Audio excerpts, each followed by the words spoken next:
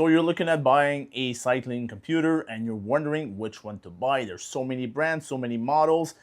Let me spare you the trouble and the headache. Simply go out and buy the COROS Dura.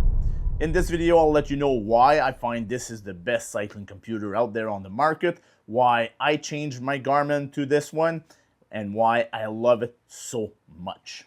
You have to understand that this is not going to be a deep dive in the specs of the computer, but I am on software version 3.1708.0. It's important to know because COROS have done a lot of updates on this computer, which makes it awesome to use.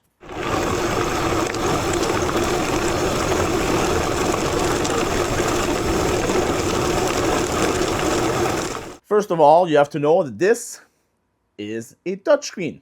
It is super simple to use, works very well even in rain. We've got caught in a couple of rainstorms lately, and even then I can swipe my screens without a problem. I haven't tried with gloves because I do not ride with gloves, so I don't know. I might have to test that with a shirt or something just to see if it works as well. And you know what? Let's do that test right away. Let me grab a jersey right here that's lying around. So that's the screen. If I'm doing this with a jersey, it works. If I'm doing this with a bigger thing, you see, it's not working. So I'm not sure if it would work with gloves, but just a little simple test that I thought because I have clothing lying on my bed. I'm getting ready for a bikepacking adventure with my girlfriend, but I want to do this video first. If you're a fan of the channel, you know I've been using the Garmin 530 for a long while. So why did I switch computer?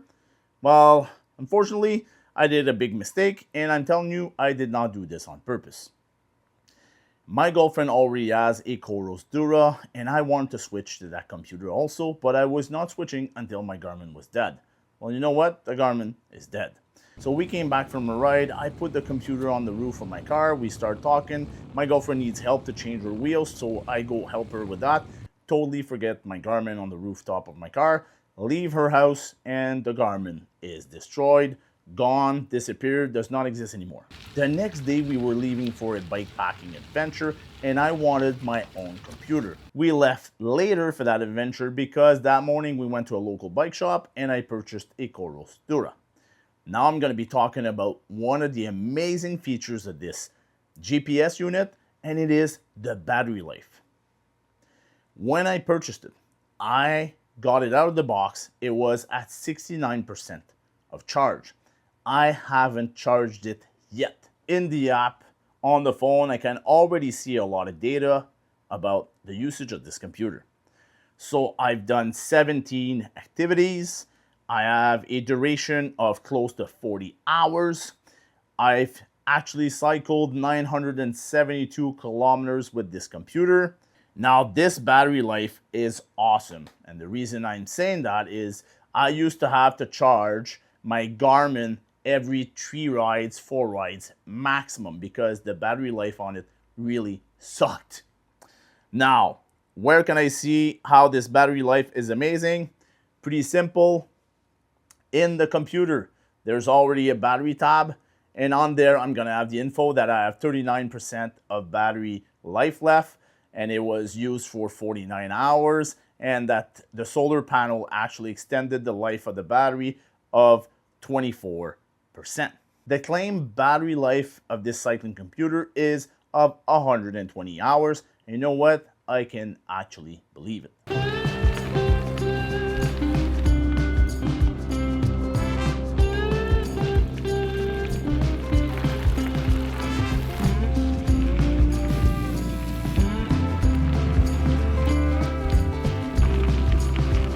Other than battery life, because that's what everybody's talking about for this computer, what else is amazing? Well, let me explain to you some difference that I've been having experience-wise with the Dura versus the Garmin 530. Usually with my Garmin 530 during mid-ride or pretty much anytime, all of a sudden all my sensors would disconnect from the computer, and 3 or 4 minutes later they would all reconnect all of a sudden. Why was it glitching like that? I have no clue. So most of my workouts or ride, you look at them and all of a sudden, poof, there's no more data, poof, it comes back. I don't know why I was doing that. I never got the fix. It was connecting well with my stuff, my sensors and all that stuff, but it was still doing that. I've never had that issue on the Dura. Syncing all my accessories, being power meters, and there's a nest there because I have the SRAM power meter on my gravel bike, and I have the Favero Asioma MX Pro dual pedals as power meters on my road bike. I also have a Trek car back radar backlight. I have a cyclist heart sensor, and I have the cyclist speed sensor in my wheels.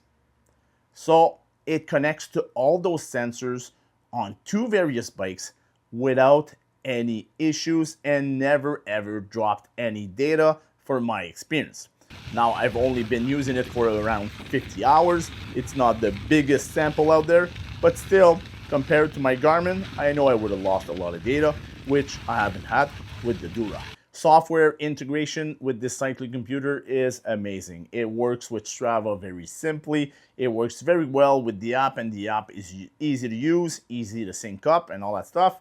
But more importantly for myself, it works very well with Ride with GPS. And that's where I go to explore and find my new routes that I want to do on my gravel bike or on my road bike.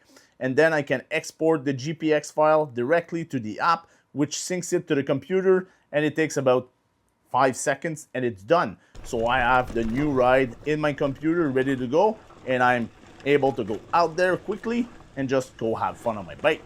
Something that I've noticed different from the COROS Dura to the Garmin 530 is the quality of the satellite signal. Even in dense cities like Montreal with big buildings, the signal was awesome and it could really pinpoint exactly where I was.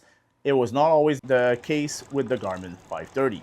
I actually got lost with my Garmin 530 a couple of times when I went on routes where I didn't know the route. I was going to ride outside in the wood to have a big gravel experience, and I actually got lost because the Garmin couldn't pinpoint exactly where I was, and it was showing me off route. I haven't had any issues like that with the COROS Dura. One of the features that I really love in this computer, when you go to System and you go to the fourth one, sorry, wrong way, I'm upside down. Right here, it says Bike Alarm.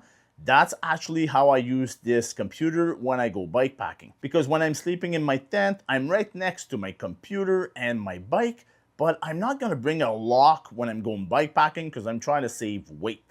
So this little alarm, when I go to bed in my tent, is awesome. It gives me a good peace of mind that if the bike moves, an alarm's gonna ring, it'll wake me up, or if somebody's trying to steal my bike, it might scare them and they will just run away, and I will keep my bike. The other thing that I do is I take my helmet and use it as a lock. It's not a big safety measure there, but I think it can actually help if somebody wants to steal my bike and run away with it. Hear me out. I take my helmet, I use the strap, I wrap it around the wheel and around the frame and lock it there. It's not a crazy lock, but if somebody tries to steal my bike during the night, they're not gonna check for that. They're gonna think that the helmet is just lying on the bike and they won't care about it. But if they try to grab it, first of all, as soon as they move it, the alarm's gonna ring. Second, if they try to run away with it, then they're gonna hit the snag of the strap and they might actually flip the bike over, get hurt, fall down, and leave the bike there and just run away because they're gonna be scared to be caught. That's what I'm using when I'm bike packing, hopefully to be able to keep my bike when I sleep in my tent. Those two things actually give me peace of mind to sleep very well at night. The touchscreen is awesome. It works very well. It's simple to use. It's not the highest definition screen, but you know what? For me, it does a very good job. I still see it when it's super sunny out there. I still see it through the rain when I've been caught in rainstorms. So it works for me. I don't see an issue with that. Another thing that I love on this bike computer, although the screen is not huge, I'll give you that, you can use a full screen mode or a split screen mode. And I love that because when I go riding, I can keep my navigation at the top and I can have some data at the bottom to see if I'm pushing too hard on my pedals through my power meter, if my heart rate is too high. That way I can make sure that my effort can be sustained and I'm not gonna be blowing out, and I can actually just enjoy the scenery, the ride and all that stuff without being scared of blowing out or actually bonking and not being able to finish my ride. Another thing that I love about this computer is the price. It is priced at $400 Canadian, so it makes it more affordable than most cycling computers out there, and it offers everything you need, everything you want into a GPS unit. If you ever want to see more videos about accessory reviews, bike packing adventures, tire reviews for gravel bikes, and all that stuff, well, subscribe to the channel. It is free for you, does wonder for my channel, and I want to thank you for doing that because it's making a big difference. I am actually able to purchase the tires that I'm testing through the money that I'm making to YouTube. So my next goal is to be able to make enough money to be able to buy either a set of wheel or a bike to actually test it out and have better reviews of more stuff on this channel. So help me out, subscribe to the channel, like this video, share it with friends. Let me know in the comments what you think about this computer, or if you find that another computer is better than this one and why. The justification is what is important. I don't want just say, I love my Garmin. It stops there. Let me know why you love it so much. Is there any pain points that you have?